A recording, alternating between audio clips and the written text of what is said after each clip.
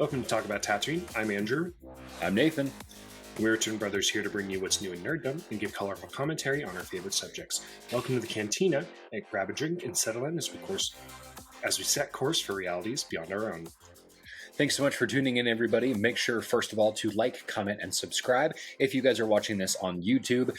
Sometimes I hate doing those plugs, but the statistics show that if we say it right at the top of the episode, you guys are actually more likely to do it. So please make sure you guys are doing that. Make sure you guys follow the podcast on Anchor, Spotify, or wherever you get your podcasts. Today, we're going to be discussing Bad Batch Season 2, Episode 7, The Clone Conspiracy, some politics, Star Wars politics, and the advancement of AI. Yeah, we're not jumping into American politics because that's going to tank our ratings. So let's begin with our starter questions here, or our opening questions, I should say, because that's going to actually match the card that comes up. And stick around at the end because we've got some news coming your way as well. Opening questions. What have you been watching recently? Well, Mandalorian is out, so that's fun. Mando, yeah! Without doing too many spoilers of the episode, because we are going to do an episode review of that, Mandalorian is several years after, or Season 3 is several years after Season 2. So a lot of things have changed, and we're here for it. It's very, very cool. Again, spoiler-free, very, very excited about this. Oh my gosh. It's really hard not to talk about this immediately, but you guys know our stance on the podcast is we want to give you guys time to process it, form your own opinions, your theories, everything, and then join in the conversation with us. But it's so hard to not talk about it. So many cool things. And yeah. This was we're recording this, guys, on March 4th. The release date for this episode is going to be March 13th. And there's just, it's a good week to be a Star Wars fan. It's a good week to be a Star Wars fan. So really, really excited about that. Both of us have been watching the same thing. What games have you been playing? Just real quick, this episode's actually coming out on... Oh, wait, no, it is coming out on the 13th because... we record 2 episodes at a time, and we are ahead, which is cool. Yeah, so episode 18 is coming out in 2 days, on the 6th. That's weird, like having a proactive episode release. Oh my gosh, we actually got ahead at some point. Man. And what would that look like if I did that with every other No, let's not go down that rabbit hole. Guess we'll never know. There's 2. Yeah, we'll never know. We'll never know. I've been playing Hogwarts Legacy. I did get sorted into Hufflepuff. Even though this is a fully licensed... Dude, don't give me that face. I did the official sorting tests, and I am a Hufflepuff. It's not for dorks and losers. It's actually a very hardworking house. Let me remind you that Cedric Diggory was a Hufflepuff. So... according to the Pottermore quizzes, my wife is a Hufflepuff. A Pufflepuff? A Pufflepuff. A Hufflepuff. And I am a Ravenclaw. Take that as you wish. Just, I don't know. That doesn't sound right. That's what the test said. To be fair, I took the test like several years ago, so who knows? Well, students don't get to retake the sorting ceremony in their 7th year, so... sucks to suck. That's what you get. And as we know, people never change over the course, especially in their adolescence. No, they're pretty much just the same person locked in as they are when they're, 11? Yeah, pretty much. Same person all the way through life. I've really been enjoying your Minecraft live on YouTube because I can watch on my work computer. Bro, I got you. So the interesting thing about making the switch over from Twitch to YouTube officially is I'm actually not making any money on my streams anymore because my channel is still super small. Like we have actually the same number of subscribers on my channel that we do our Talk About Tatooine channel. We're working on growing that, which is why we make our plugs all the time. But the interesting thing is I'm like, this is a little bit more fun.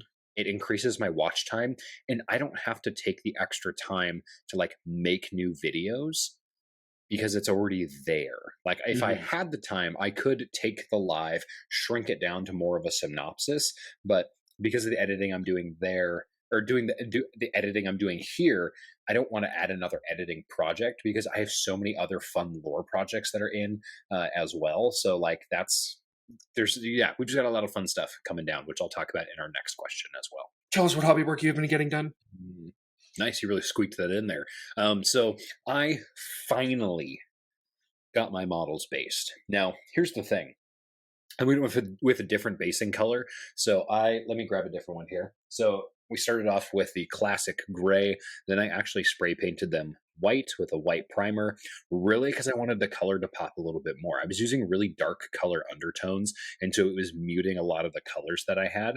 And so I'm starting with a white primer coat, and then I'm going through with a green contrast base coat because it's thin enough where it does all the things that contrast paint does. It sits heavier in the crevices and lighter on the ridges, and so that's going to make it just a little bit easier for me to like add highlights and dry brushing, things like that. But I have 38 of these bad boys to do, so that's going to take a while. And a quick plug as well, Hoplite Game Studios. I love these 3D printed resin models. I've been really, really happy with the quality of these so far and am really excited to paint these. My other hobby work that I've been getting done is I have been working on a Starfighter series. And so I'm going to be doing voiceovers and stuff for this channel. And I found a bunch of super high resolution photos on a website that I found. Like we're talking like 4K resolution. So it's just going to be super cool. So I've got the TIE Fighter, TIE Defender, and TIE Interceptor all written out. 2 of the 3 I have voiced. I just need to voice record the third one, and then I will be putting all of those together. I'm going to be making some shorts and some other videos for this channel as well. So super excited about that. It's a little passion project because for this channel, and you guys probably know this, is half the reason we love Star Wars is because we love storytelling. And I love going through the nitty gritties of all these different details and lore. And it's just super fun. Like I'll be like dead tired and then I'll just hop on Wikipedia and start writing and reading. And it's just fun. And then start doing voice recording, like getting that practice in. The voiceovers are really, really fun, kind of playing with different audio settings and things like that. So it's just been a fun creative process that I never imagined myself getting into. And now I'm here. So I'm hoping those will, 1, help grow the channel, but 2, just kind of like help people learn a little bit more about Star Wars and just have those really, really deep dives that people just like can have in the background playing or whatever it might be. So that's what I've been working on. Yeah, I really want to feed off of that because we do a lot of those little tiny storytelling segments on our YouTube channel, our Instagram, and our TikTok. I mean, they're the same videos. We upload the same reels, shorts, TikToks, whatever you want to call them. So please follow us on those platforms. We put a lot of work into those, and we honestly they're the most fun content to write for.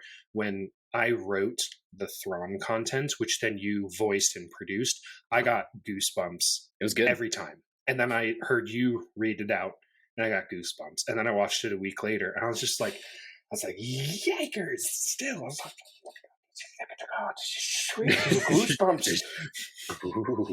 Yeah, absolutely. It's just fun. And like, this is what it comes down to, is like, this is our passion project right here. And we're just excited to share it with everybody. So yeah. And that's really why we're doing this, is we have a big passion for this fandom and we want to share that with people. So if you wouldn't mind sharing this with your friends or liking, commenting, subscribing, I mean, we're not really doing this so we can have a second source of income. Like our goal is to mostly just get the channel to grow to a big enough place to where we can make more higher quality content. Most of the money that we will make off of this podcast eventually, which we're not making any right now, it's totally out of our own. It's totally out of our own pocket. It's totally out of our own free time. But there's some things we want to get like higher quality, and it's just fun. It really is a passion project, and that's why we're here. Share with us your hobby work. Yeah. So basically the only hobby work that I've completed is getting some models in the mail that I bought off of eBay. I've gotten basically nothing else done. We were going to have a game next weekend, March 11th. But my wife and I, we had a death in the family. So we're going to be traveling for a funeral. So that's going to get rescheduled. And a lot of the goals that I had for that are basically just on hold for now. There's a lot of just dismembered arms in my work in progress box. One thing I would like to point out is, so you play orcs and one of our buddies plays Necrons. I actually picked up some Necrons for him that I found on a pretty sweet deal, and I managed to get my hands on one Def Copta for you. So Let's I'm pretty go. excited about that. Is that painted? It is primed. Oh, let's go. That is all the joys of not having to put the model together, but getting to fully paint it. Let's go. I should warn you, they only primed it from the top down. So all of the bottom surfaces are not primed. Is it with Mechanicus Gray? It's probably with, it's like a matte black. Okay, so maybe something. I was going to say not Abaddon black because that's the actual black paint, not the primer. I can get a can of black primer. That's fine. That's super easy. Yeah. I actually might even have a can of black primer sitting in the garage somewhere, just because it's useful for stuff. Mm-hmm. So I have basically nothing done and haven't gotten anything done, and now won't get anything done for a while. Yeah, for sure. I'm super excited about that.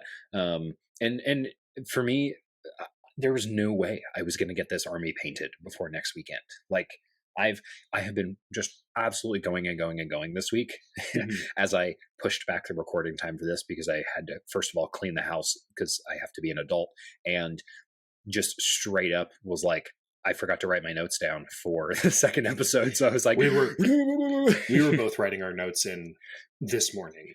Yeah, I saw that and it made me feel a little bit better. I say with that, we go right into the episode. Sound all right? Yep.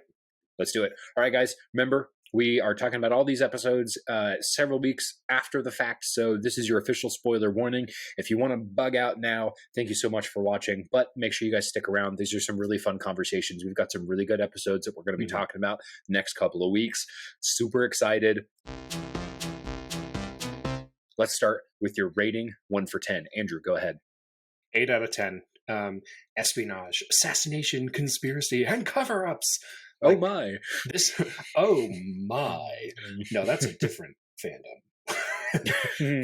That's a Star Trek. It's a Star Trek thing. No. Oh my. George Takei. George Takei. Yeah, he's always a win. But holy heck, what a fun episode. Like, this is what I wanted Bad Batch to be from the very beginning. If you watched our episode, I believe it was episode 16 where we talked about the episode Faster, it was very short and it was very brutal. Shortest episode to date because we just didn't have a lot of positive things to say about it. Short and sweet. And we hope that didn't drive people away. We don't want to communicate that if you don't agree with us, you're stupid. It just wasn't our cup of tea. Yeah, that's really what we want. We want to communicate. We want to be able to have a discourse in our community that. Sorry, I'm fidgeting.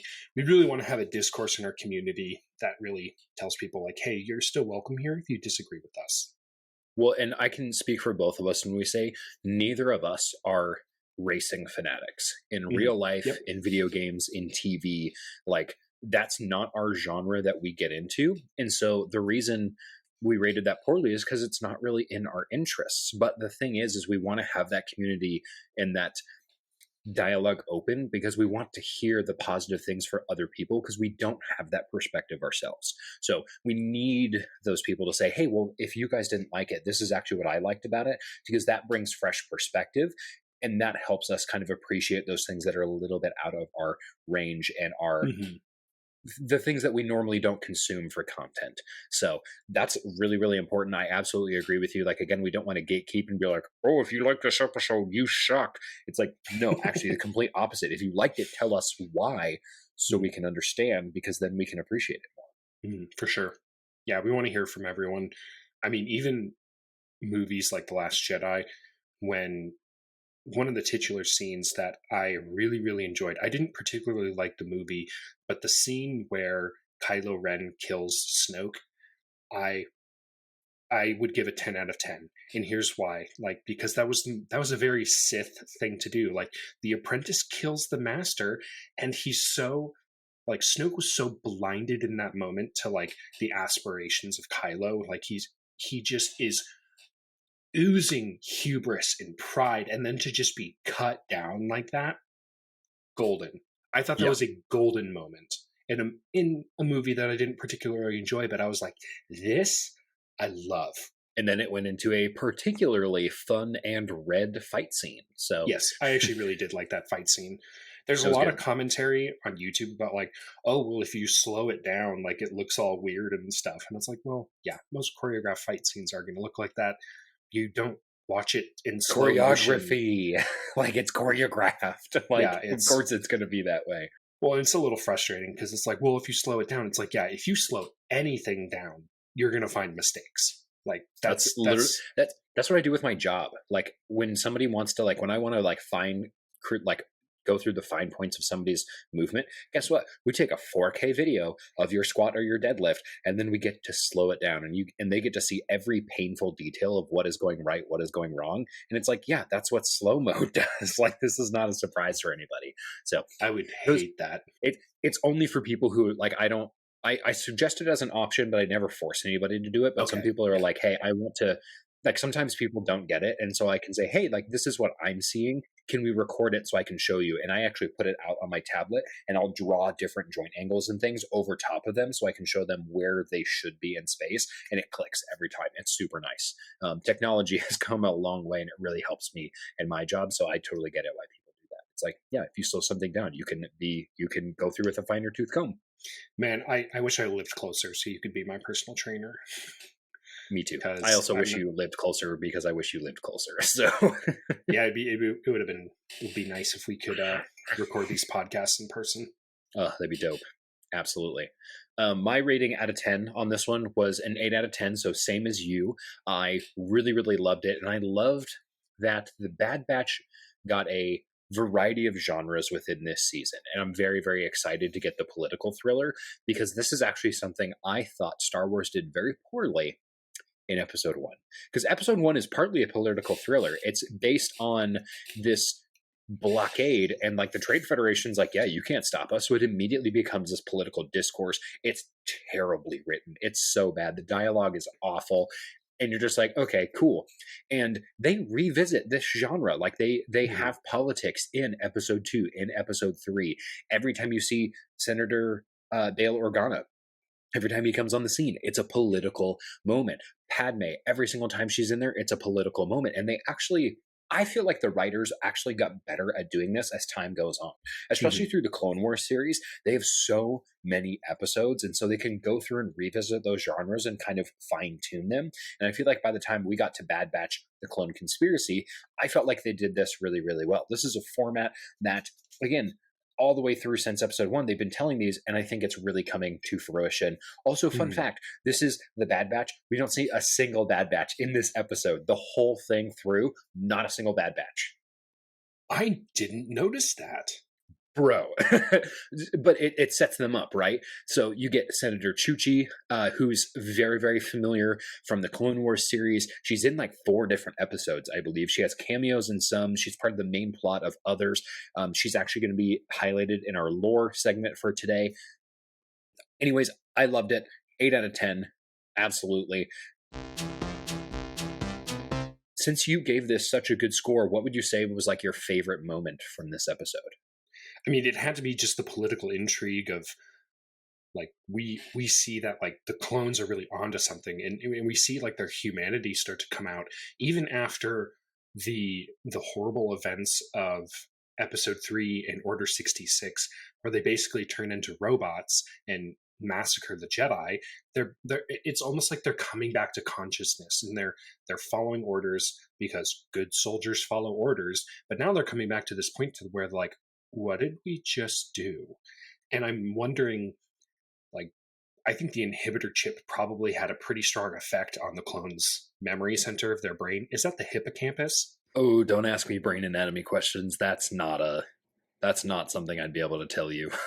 I couldn't tell you. I'm assuming, here's the thing. If I had to wager a guess, the memory, the control chip is probably somewhere located in the frontal lobe, because the frontal lobe is in control of making higher cognitive decisions, not like base functions like keeping you breathing, but the frontal lobe is like the decision making part of the brain. So that would be my guess, is part of the frontal lobe. Because I think it's pretty far forward on their head and like just to the side. Yeah, I believe so. Yeah. That'd be kind of a fun thing to do a deep dive into, is the anatomy of the inhibitor chip. I think the inhibitor chip was one of the best written retcons, especially related to the clones, because when we see the clones between episode 2 and 3, we see them as just like they're soldiers. They don't have personalities. We see, they break off into their own battalions later. They get their own unique markings and all these things, but we don't see their character. We don't see, like I said, their personalities come through at all. But then it was really weird watching the Clone Wars TV series and seeing that the clone characters in them, they have names. They don't just go by their assignment numbers, and they have different personalities.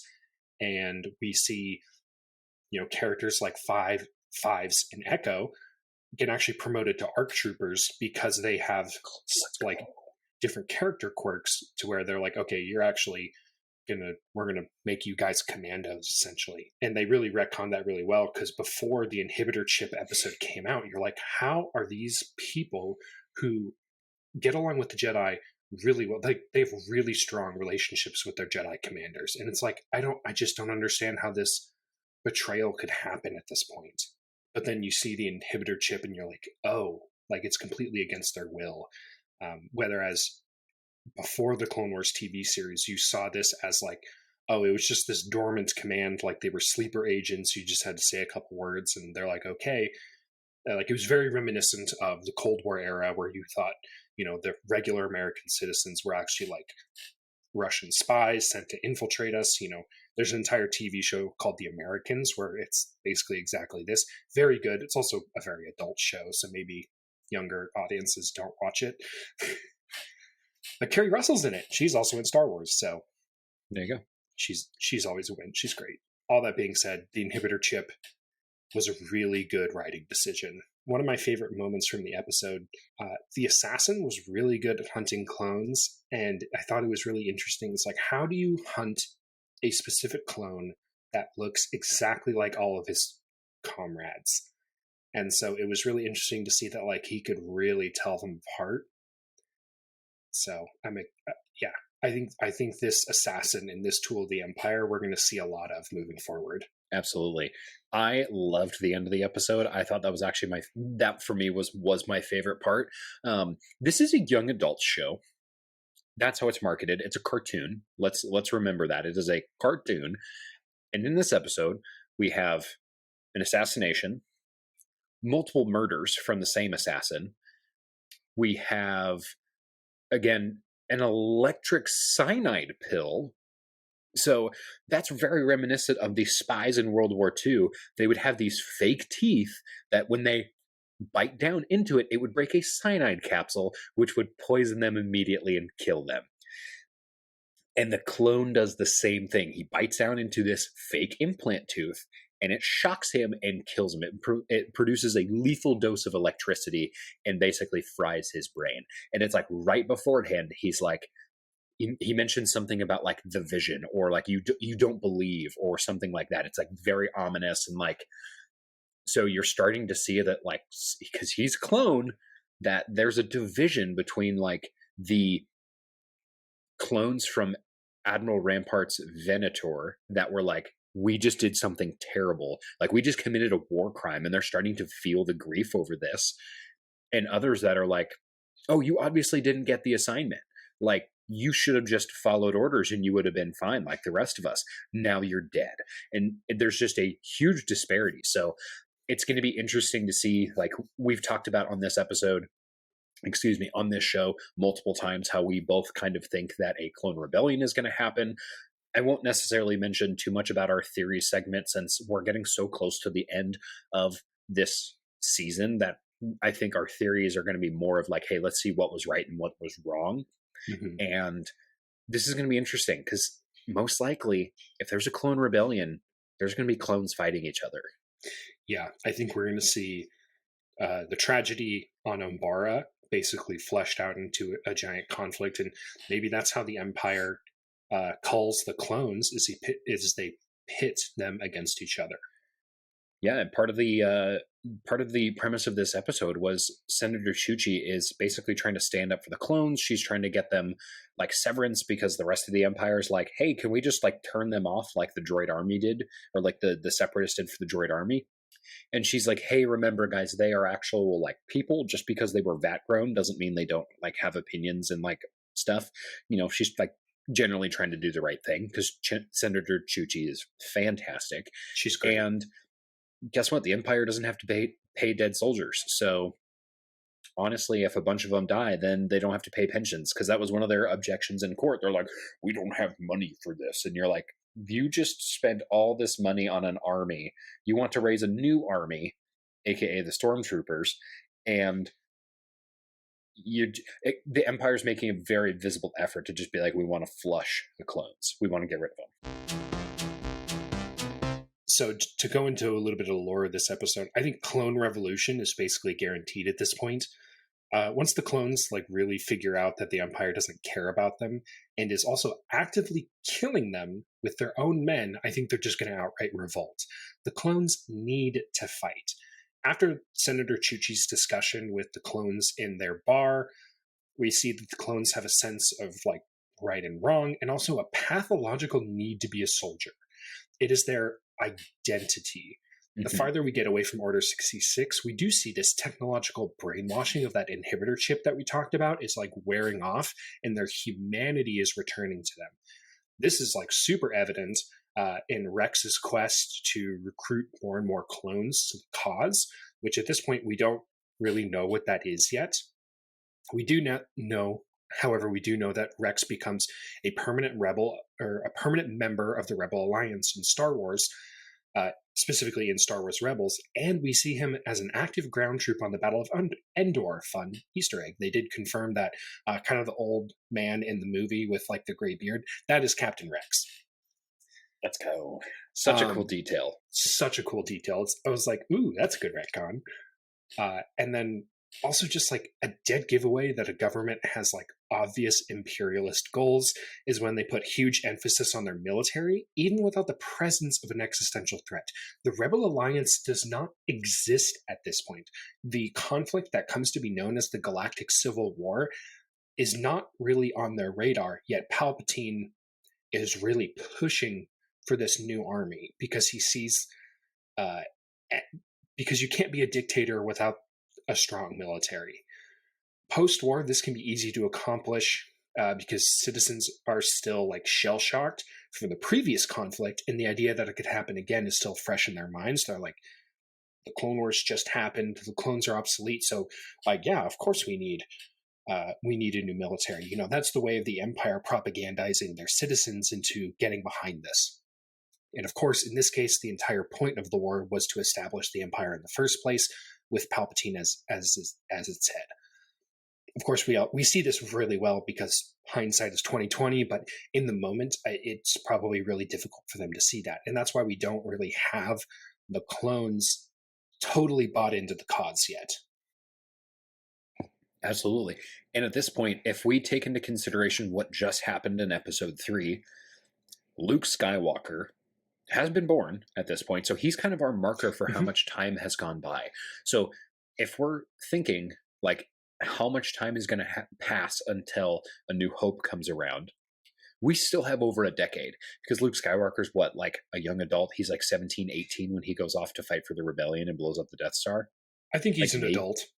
Yeah, he's somewhere around there. So they have minimum like 15 years. If we're being super generous with the timeline here, and we're saying like the Bad Batch is currently 3 years out, which I don't think it is. I think this is like still maybe a year post Episode 3, maximum. Like we're still in it. Like, for example, Gunji's still alive, right? And he's still like real raw against clones. Like, don't touch me. Like, you guys just killed a bunch of my friends. Like, Order 66 just happened. Camino just got blown up. So all of this is still super fresh. So we have like almost like 10, 15, maybe even close to 20 years before the Death Star actually gets blown up. So, and keep in mind, I could probably look this up. So if you guys do, you guys can literally just search like, hey, when did all this happen? Because a lot of these will be marked before Battle of Yavin or BBY. So keep that in mind. That's a great way to kind of see how much time is going on, because a lot is going to change in the galaxy. And a lot of it is we're starting to see the beginning of that in this series and this specific episode arc. Yeah, and as like a more meta note to how a lot of Star Wars content is being written, so we saw that Andor had a timestamp in it, which is the first before the Battle of Yavin timestamp that we've seen in pretty much any show ever Yeah. or movie ever. But things like Mando, Rebels, the Clone Wars, and the Bad Batch don't have timestamps because then the writers for these shows have a little bit more flexibility into when and where they can write in new content. Like, I don't know if you've heard, but like a lot of the contents of The Mandalorian, the season 1, 2, and 3 apparently happens over the course of many years, which is not super clear just watching the show. You can kind of see, it's definitely not clear for sure. it becomes a little bit more clear in season 3, episode 1. I mean, this is in the trailer, so it's not a spoiler, but they go back to Navarro, and Navarro looks completely different. It's lush, It's been it's transformed. vibrant, it's completely transformed. That didn't happen overnight. So that is one of the markers we see as the passage of time. And I think Grief Karga has like a little bit more gray in his beard, so Carl There's a few Weathers is little always things. a win. 100%. A character highlight I would love to make in our lore segment is for Senator Chuchi. We first meet Senator Chuchi, a Pantorian female, in the Clone Wars throughout several different fronts. Chuchi is responsible for the peaceful settlement between the Tals and the Republic forces in a skirmish on Orto Plutona. In this event, she prevented the extermination of a group of Tals by Chairman Cho, the Pantorian chairman. Later, during the events of the Trade Federation blockade of Pantora, and we see the kidnapping of the newly elected chairman, Chuchi. The kidnapping of the newly elected chairman, Chuchi teams up with Ahsoka to actually return the chairman's daughters. So she's very, very active, and she has 2 other cameos in different episodes. She actually has a cameo where she is seen in the Zillo Beast, and a cameo. She's in the episode where all of the senators get taken hostage by Cad Bane as well. So she's in 2 other episodes, but not a central plot point. So she's in the Clone Wars quite a bit, and she's constantly seen as a force and a voice of compassion and peace amongst a very violent and corrupt galaxy. Who better to assist the clones in their current plight than Senator Chuchi? She is by their side. She is sticking to her guns. She risks her life in this episode to find information for these clones. There's nothing she would not do for these clones. Senator Chuchi, you've got our approval, stamp of approval. She's great. Mm-hmm. Very excited about characters like that. She really is the spiritual successor to Padme, who really stood up for a lot of people and really put her neck out for a lot of people who were disadvantaged in the galaxy. So I think if they follow that trend, I mean, I can't imagine that Senator Chuchi is going to have a great fate. I think she probably will be killed by the Empire, and there will be mourning during that time. She's a really great character, and it just shows. I think it will. She's really going to make a good rebel. She's going to make a good rebel, or she's going to be a martyr in doing so, I think. 100%. Go ahead and show us your least favorite part, if you have any that is applicable. Honestly, I was on the edge of my seat the entire episode. I wasn't looking at my phone, which is sort of a side note. What a dumb metric to be like, was it interesting enough? That's not why we're here. Is to make social commentaries about young people are on their phones too much. It's like, I'm not a boomer. Please be nice to me. But I was on the edge of my seat the whole time, and I didn't really have any issues with this episode. That's fair. I did have some issues with the episode, and they were actually more based around my own curiosity than anything more. So, like, that I love weapons and armor and ships and everything in Star Wars. Like, I want to know the details. I want to know who makes it. I want to know the specs for everything. And I loved the assassin's armor and weapons. I was like, I want to know what you're wearing and like who makes it and all this stuff. So for me, it was like, just give me more information. That was my only thing, is I just wanted to see more on kind of more the technical side. Mm-hmm. I know a lot of the creators, especially like Jon Favreau, he's great at throwing in a lot of those like technical details to his episodes of Mandalorian. It really just fills out the story, because it's like those things where you're like, oh, cool. That's like, you're adding detail to the story, whatever. But then if you like are like me and you're a hyper nerd and you want to know as much lore as possible, then when they throw those things in, you're like, oh, is that the same material that they used for this other project in the Knights of the Old Republic? And like you want to hear those things that are like historical allegories to different parts of the universe. It fills my mind with joy. Absolutely. I thought it was really interesting. So the sound effects for the assassin at the very beginning of this episode, it's the same sound effects that Crosshair's sniper uses, and I thought this was a really cool red herring because you're like, the assassin is obviously Crosshair. That was my thought. No, immediately I was like, this is not Crosshair. First of all, it wasn't his armor, and he missed. Crosshair doesn't miss. Well, some of us don't have as much.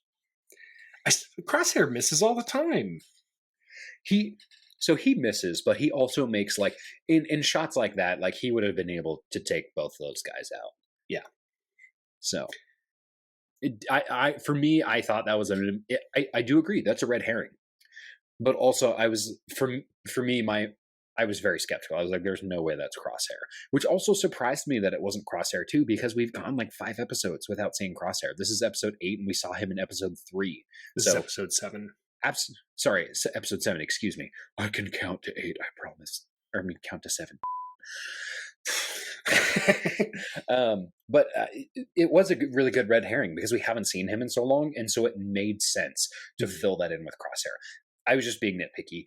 I was like, there's no way Crosshair would miss. Like, just being an uber nerd, too much for my own good. So sometimes I can't believe I'm less of an uber nerd than you are. Because yeah, I was like, I wonder if that's Crosshair, and I basically thought it was Crosshair until he was unmasked. I think in episode 8. He's unmasked right at the episode end, because that's when he bites down on the pill. Gotcha. All right, folks, let's get into our next segment. We've officially finished out talking about this episode of Bad Batch. Let's go into our news from the HoloNet. Most of the Star Wars news that we have currently revolves around The Mandalorian. The Season 3 opener has officially been launched. Since this is not the episode where we're going to be reviewing that, just keep in mind here, guys, we have not given any spoilers for that. And at the time of this episode, episodes 1 and 2 will actually already be released. So you guys can make sure you get caught up on Mandalorian before we review it. And then this episode will actually be releasing several days before episode 3 of season 3 will be premiering, because that will be Mando season 3, episode 3 will be premiering on March 15th, and this will be premiering just a few days before. So very excited about that. Another thing we are also seeing in the news, and you guys have probably heard this quite a bit by now, we're seeing a lot of big tech companies push towards different forms of AI. Microsoft and Google have both released tester chatbots, along with ChatGPT, which is taking the internet by storm. Oh my gosh, it's the biggest thing. Everyone's like, let's do this and see if AI can do it better.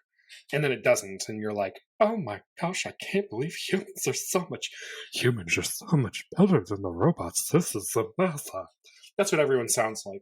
That's a perfect impression. I really wanted to talk about this a little bit because I think with the emergence of more and more advanced AI, we're inevitably going to talk about the subject.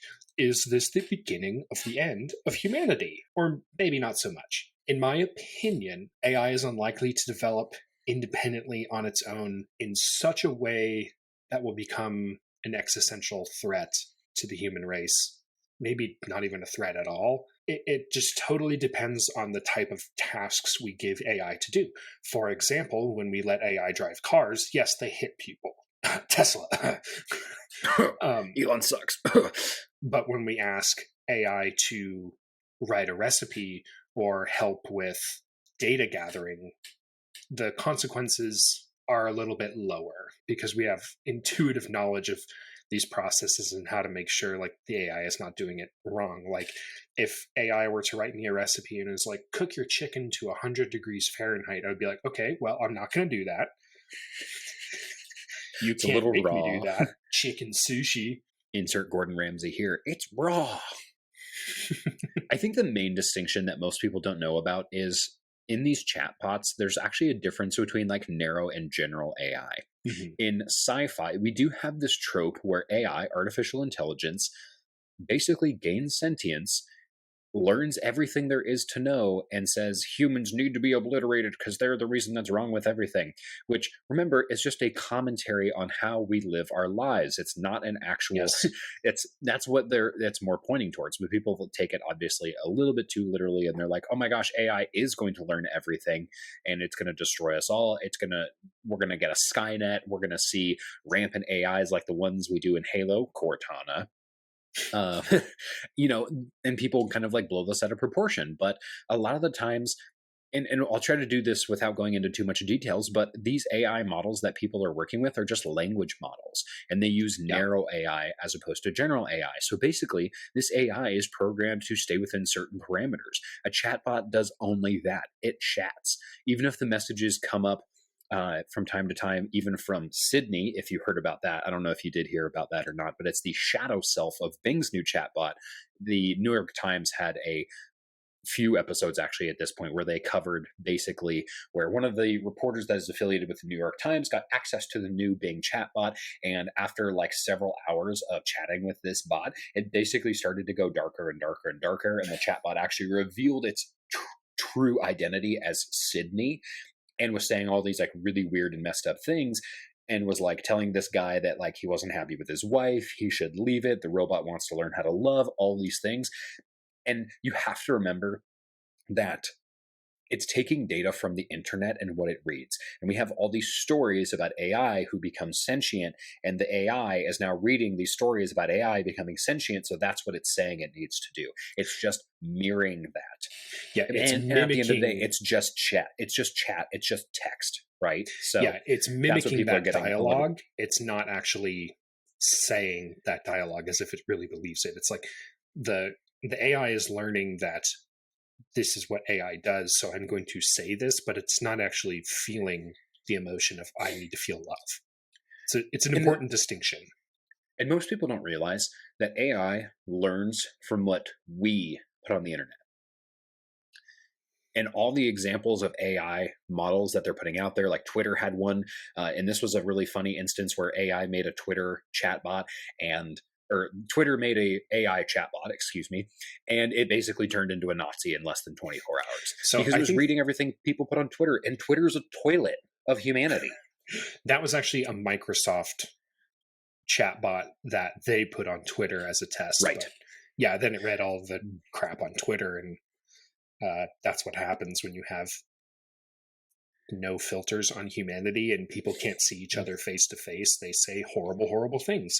It's like it's the idea of road rage, but on the internet. Then this is my theory, as soon as you can't see a person's face, you assume the worst. That's why people have so much hate and vitriol. And it's why, honestly, why I don't go on like the Star Wars Reddit anymore, is because I see people who say this kind of stuff all the time, who just say, you disagree with me, therefore you're an idiot. Like they'll just say that. They don't like sugarcoat it or try to insinuate it. They're just like, you're dumb and you don't deserve to be alive. It's like, oh my gosh, relax. The internet truly does bring out the worst in people, which again, guys, it brings us back to our original point at the top of the podcast. We want this to be a welcoming place where people are welcome to share their opinions, and that we can grow a greater appreciation of everything around us. Yeah, so we're hoping to foster an environment of healthy discourse, not no discourse, because we're all going to disagree, but healthy, communicative discourse. And if we see people being mean in our communities, we probably will just remove you, because people. Man, we don't got time for that. I don't got time to reason with you people. Yeah, no one has ever changed the mind of someone on the internet anyway. So having a really healthy communication, I think, is really important to. I mean, really, what we're setting out to do. So, absolutely. All right, guys, thank you guys so much for watching today's episode. Every single one of you watching is amazing. We're very happy you guys are all here. Make sure you guys leave your theories in the comments. Share pictures of your models on Twitter and Instagram. We'd love to see what you guys are making and getting up to. Shoot us an email at talkabouttatooine@gmail.com. If you guys have any questions that you want us to feature on air, we'd love to get that on for you guys. That would be awesome. Make sure to subscribe, like this video so that the algorithmic overlords will slice this video into the feeds of other like-minded folks. And until next time, may the Force be with you. Close your eyes.